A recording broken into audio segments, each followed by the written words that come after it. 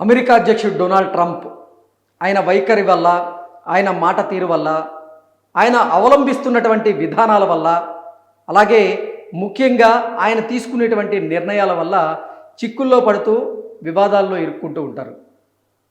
ముఖ్యంగా వెనుజులాలో మాదక ద్రవ్యాల అక్రమ రవాణా జరుగుతుంది అనేటువంటి కారణాన్ని చూపించి అమెరికా సైన్యం వెనుజులా మీద మెరుపు దాడులు చేసి వెనుజులా అధ్యక్షుడిని కూడా నిర్బంధించిన విషయం అందరికీ తెలిసిందే.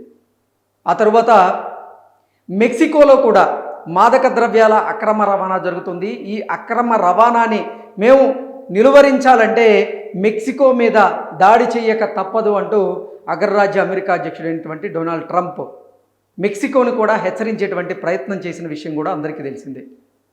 అందులో భాగంగానే అమెరికా విమానయాన సంస్థలకు కూడా అక్కడ ఏవియేషన్ కొన్ని హెచ్చరికలు అయితే జారీ చేసింది. ఎందుకంటే దాడి చేసేందుకు డొనాల్డ్ ట్రంప్ ఒక వ్యూహరచన సిద్ధం చేశారు. ఆ వ్యూహరచన ప్రకారంగా వెళ్తున్నారు కాబట్టి అమెరికాకి చెందినటువంటి ఈ విమానయాన సంస్థలు ఏవైతే ఉన్నాయో వాటికి ఏవియేషన్ హెచ్చరికలు అయితే జారీ చేసింది అన్నట్లుగా కొన్ని వార్తలు వస్తున్నాయి.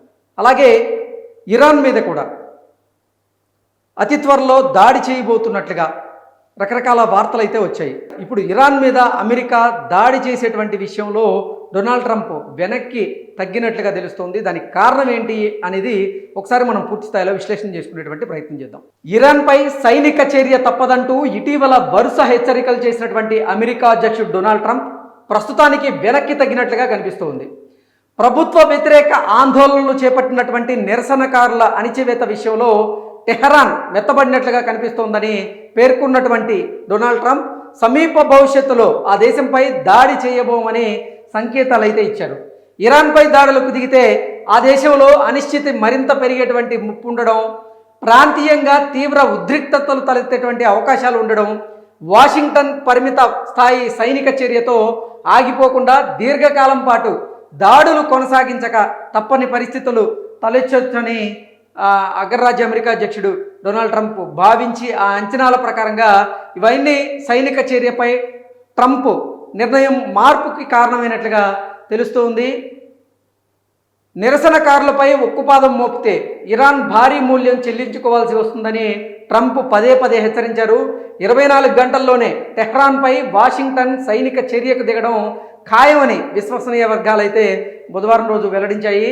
గతంలో ఇరాన్ విధించినటువంటి మరణ శిక్షల తాలూకు వీడియోలను ట్రంప్ వీక్షించారని, తాజాగా నిరసనల్లో పాల్గొన్న వారికి అలాంటి పరిస్థితులు తలెత్తబోతున్నాయంటూ కృతనిశ్చయంతో ఆయన ఉన్నారని తెలియజేసినట్లుగా ఈ వార్త సారాంశంగా మనం విశ్లేషణ చేసుకోవచ్చు. పశ్చిమాసియాలోని పలు వైమానిక స్థావరాల నుంచి అమెరికా హడావిడిగా తమ బలగాలను కొంతమేర ఉపసంహరించుకోవడము, సైనిక చర్య తప్పదన్న వార్తలకైతే బలాన్ని ఇస్తూ ఉన్నాయి. అయితే గురువారం కల్లా పరిస్థితి అయితే మారిపోయింది. ఇరాన్లో హత్యలు ఆగిపోయాయని ఆవల వైపు నుంచి చాలా ముఖ్యమైనటువంటి వర్గాల ద్వారా సమాచారం అయితే అందింది అంటూ డొనాల్డ్ ట్రంప్ అయితే ప్రకటించారు. దీంతో ప్రస్తుతానికి సైనిక చర్యల ప్రయత్నాలు నిలిచిపోయినట్లే అయితే కనిపిస్తూ ఉన్నాయి.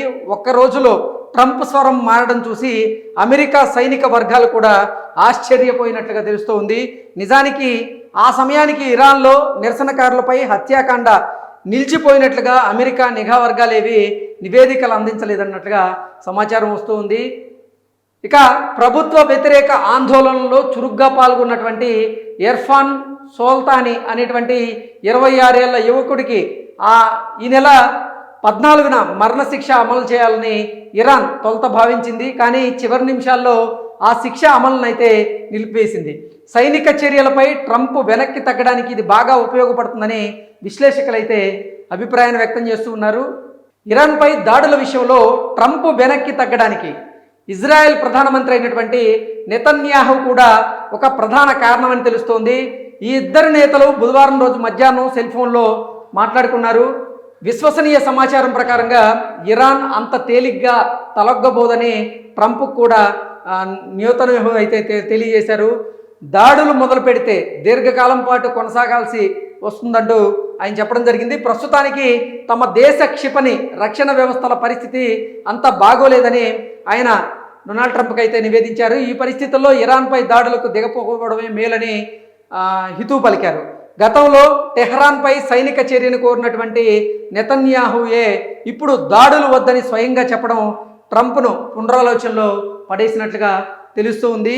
గల్ఫ్లో అమెరికా మిత్ర దేశాలైనటువంటి సౌదీ అరేబియా, ఖతార్, ఒమాన్ వంటి దేశాలతో పాటుగా ఈజిప్ట్ కూడా సైనిక చర్యల నివారణకు ట్రంప్తో ముమ్మరంగా దౌత్య ప్రయత్నాలు చేసినట్లుగా ఈ వార్త సారాంశంగా విశ్లేషణ చేసుకోవచ్చు. ఇరాన్పై దాడులు ప్రాంతీయంగా యుద్ధ మేఘాలకు కారణమవుతాయని, దానివల్ల అంతర్జాతీయ ఆర్థిక వ్యవస్థ కుదుర్పులకు లోనవుతుందని ఆయన సూచించినట్లుగా తెలుస్తుంది. అయితే ఇరాన్లో నిరసనకారులపై హత్యాకాండను ఆపడమే తమ ప్రాథమిక లక్ష్యమని ఆయా దేశాల అధికారులతో డొనాల్డ్ ట్రంప్ అయితే తెలియజేశారు. టెహ్రాన్ ఆ దిశగా సంకేతాలు ఇస్తూ సైనిక చర్యకు దిగబోతుందని ఆయన స్పష్టం చేశారు. ఆపై కొన్ని గంటలకే ఇర్ఫాన్ సుల్తానీ మరణశిక్షను టెహ్రాన్ నిలిపివేయడం, ఇది శుభవార్త, ఇదే కొనసాగుతుందని ఆశిస్తున్నా అంటూ అమెరికా అధ్యక్షుడు డొనాల్డ్ ట్రంప్ వ్యాఖ్యలు చేయడం వంటి పరిణామాలు ఇప్పుడు చకచకా చోటు చేసుకుంటూ ఉన్నాయి.